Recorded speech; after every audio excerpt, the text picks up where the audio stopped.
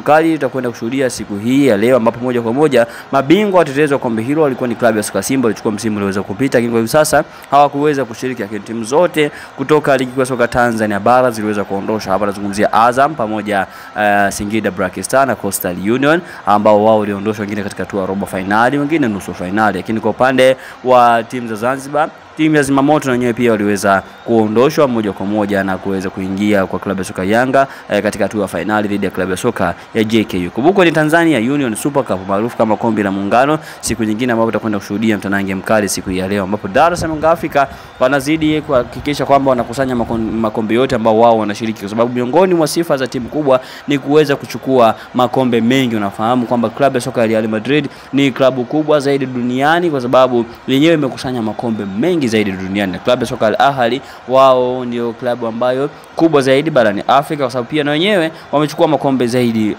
hapa barani Afrika, makombe mengi, hata haya makombe ambayo wengine wamekuwa kiadharau. Lakini Dar es Salaam Africa leo hii watakwenda kutupa karata yao katika mchezo huo dhidi ya klabu ya soka ya JKU. Wamefanya vizuri katika michezo miwili iliweza kupita. Mchezo wa kwanza wakishinda na dakika 90, ambapo wakishinda mabao 2-0, lakini pia mchezo wa pili wakienda kushinda katika changamoto ya mikwaju ya penalty. Lakini pia mchezo wa tatu ni siku hii ya leo dhidi ya klabu ya soka ya JKU, jeshi la kuzuia magendo kutoka kule Zanzibar. Lakini pia JKU wamekuwa wakifanya vizuri kweli kweli. Kumbuka wao waliondosha klabu ya soka ya Azam kwa comeback ya kibabe kwa kuwafunga mabao 2-1. Je, wewe una maoni gani kuelekea katika mtanange huu? Sisi tuko hapa kwa ajili ya kuhakikisha kwamba hautapitwa na matokeo yote yatakayoendelea katika mtanange wa siku hii. Unachotakiwa ni kutoka mbali ya channel yako hii ya Hashim Online TV kuhakikisha kwamba hautapitwa na matukio ama highlights zote ambazo zitaendelea katika mtanange.